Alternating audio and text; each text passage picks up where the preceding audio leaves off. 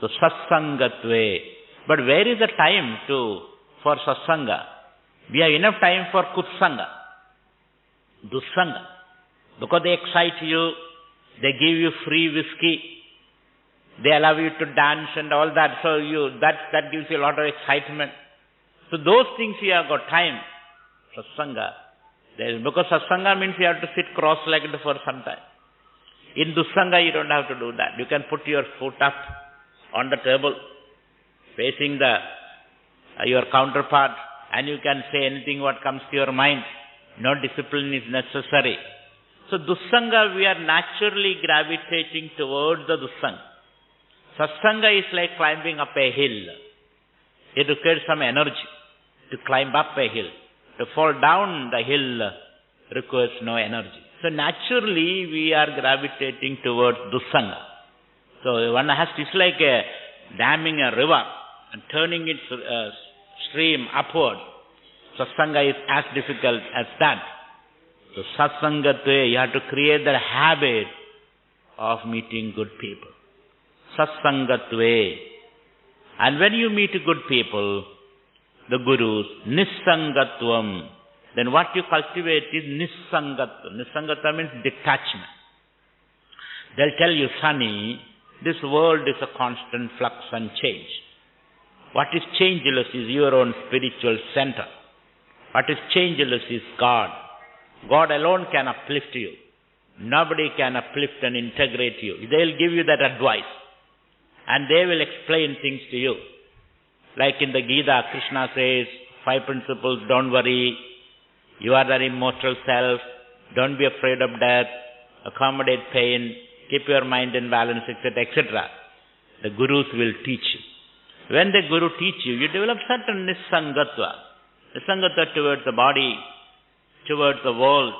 You're a little detached. You discover a little depth about yourself. So ordinary things won't agitate you. Now simple things agitate you. Oh, that person did not talk to me, therefore he is my enemy. He did not remember my birthday, therefore he is enemy. Even in religious organizations, people come and quarrel and fight. And it is very strange. You come to the religious organization to discover a brotherhood, where people are supposedly following certain rules. Even there, you bring your limitations, your ego, and again create problems. So, when you are a true truth seeker, you are ready to undergo that change. And then, the first step in that change is developing detachment, nissangatvam. Detachment means non-reaction. You don't violently react to situation.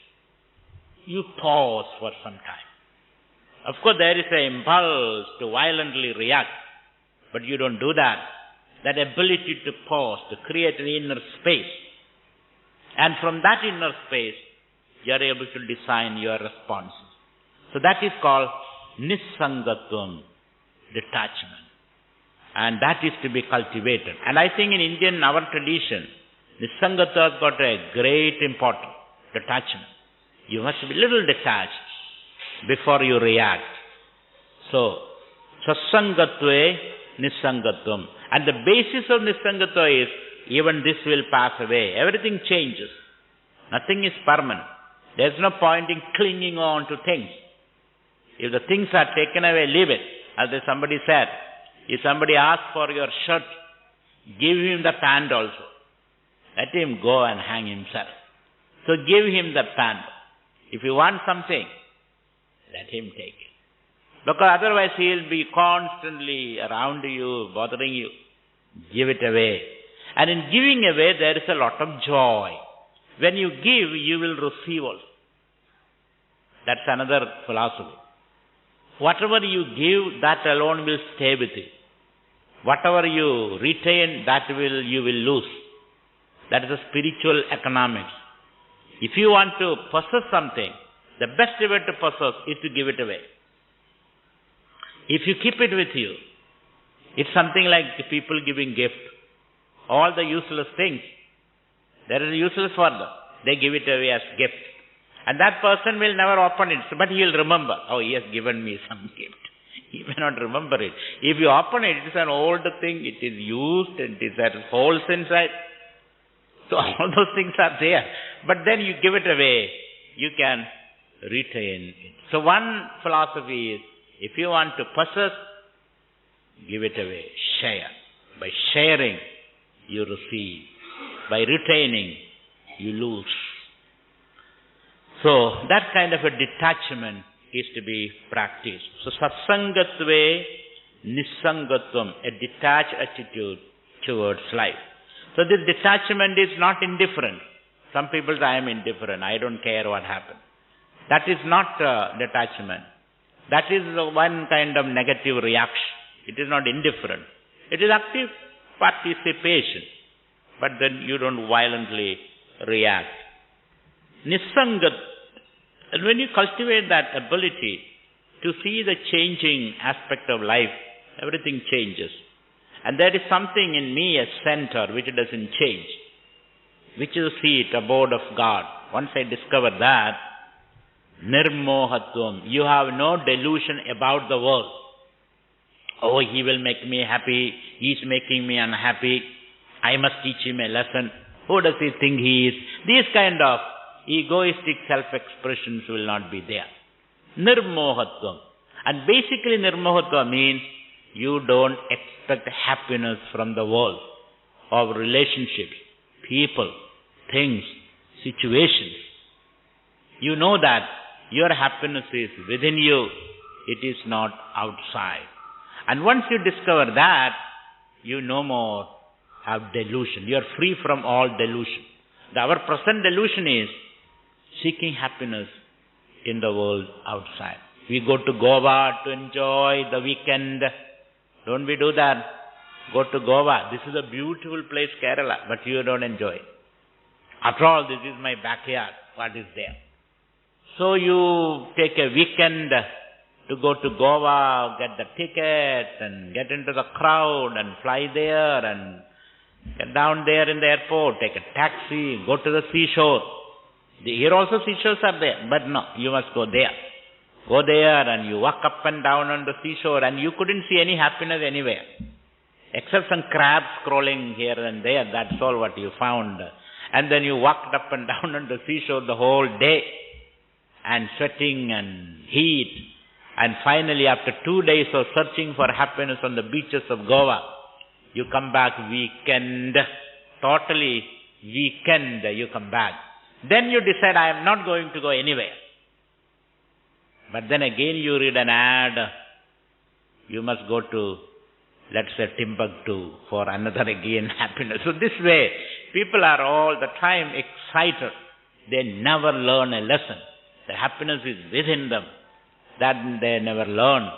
And that's what we say, nirmohatvam. When you learn it, then there is no more. Then you don't blame anybody.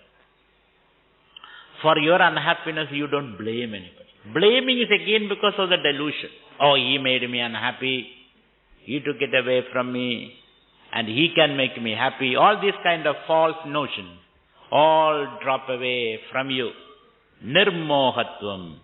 Nirmohate. And when you don't seek happiness outside, mind becomes still. That is the secret of stilling the mind. There is no other way of stilling the mind. Don't seek security and happiness outside. Then what is the source of it? Inside. When you do that, you don't have. So detachment is a very important quality. You always tell this story. Somebody got a telegram. He's working in the office. He got a telegram saying that his house on the Mount Road or Anna Chalet in Madras, Chennai, his house on the Mount Road, Anna Chalet, was gutted, was on fire and completely destroyed. That is the content of the telegram. When this man got this telegram, he was in his office. He just jumped out of his seat and started dancing away and distributing sweets to everybody. So people thought, what happened to him? He is getting such a depressing news. His house in the particular street is gutted, and he should feel sorry for that. He should feel sadness for that. Instead of that, maybe something changed is, something has happened to him. He has gone mad maybe. Over tense and mad. That's why he is dancing. So everybody got a little apprehensive. So they went and asked him, why are you dancing, sir? Why are you so laughing and happy when this news has come? Oh, he says, I'm so happy because I sold that house 1 month ago, he says. 1 month ago, I sold that house. And not only I sold it, I got the check and the check is credited. In my account, I just got my passbook and the check is. Therefore, I am happy. Meaning, he has no more attachment to that house, isn't it? Had it happened 1 month ago, when he had not sold the house, when he was extremely attached to the house, what would have been his position? He will collapse on his feet, isn't it? So when there is attachment, there is pain. When there is detachment, the event is the same. The event is that house is gutted. The happening is the same. But our responses are different. The way we respond to situation is different. The event being the same. So when you are detached, then the events are all the same. But your responses, your experiences are totally different. So from the same world, you harvest a different experience than you were doing before. Before, the same world used to torture you, tempt you, tickle you, excite you. Now it's no more, because you are inwardly secure and happy. You have removed the veil of delusion and illusion from your eyes. Now you can see things in their real perspective properly. Nothing can affect you thereafter. So, nirmohatte nischala tattvam. The mind becomes nischal, very calm and quiet. In that calm, quiet state, even if you get a lottery, bumper lottery, 50 lakhs of rupees, you are calm.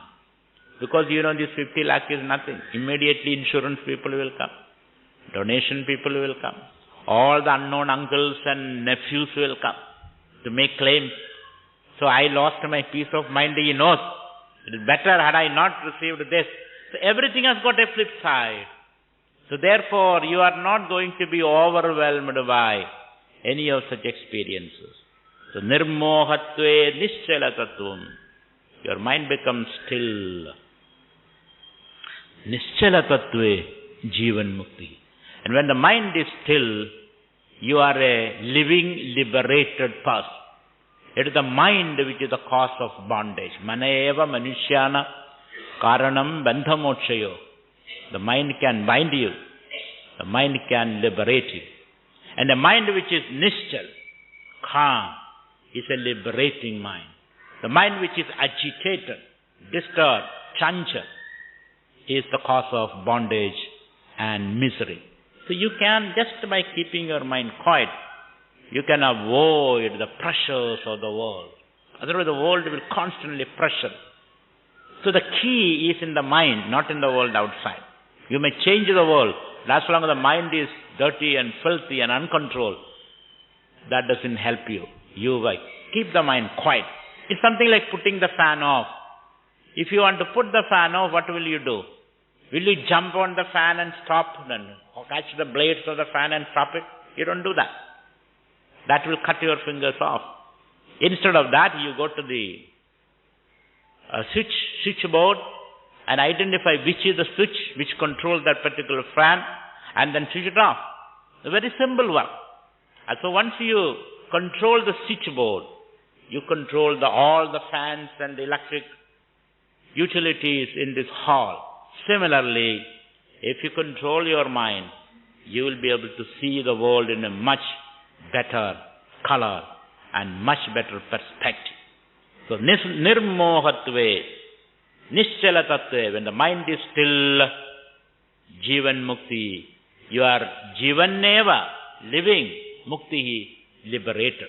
You experience that feeling of liberation. I am free, and finally, I am free. Nothing affects me. I can see everything, but nothing affects me. Thereafter, people cannot manipulate, twist your arm. Otherwise, everybody can twist your arm. Even your children come and embrace you. Father, I need 50 rupees. I have to go to that party. I will come only at 3 o'clock in the morning. When he says that, you just melt like snow and say, okay, go. That's all manipulating you. So here, when you are Nischala Tattva, nobody can manipulate. The world can no more manipulate. The world has no hold over you. You get a handle over the world thereafter. And not only that, Jivan Mukti, you have got access to the spiritual powers thereafter. When the mind is still, is it not? When you go to a lake and look into the lake, when the lake is calm, you can see your face clearly in the lake. And not only that, you can see the bed of the lake, the bottom of the lake also.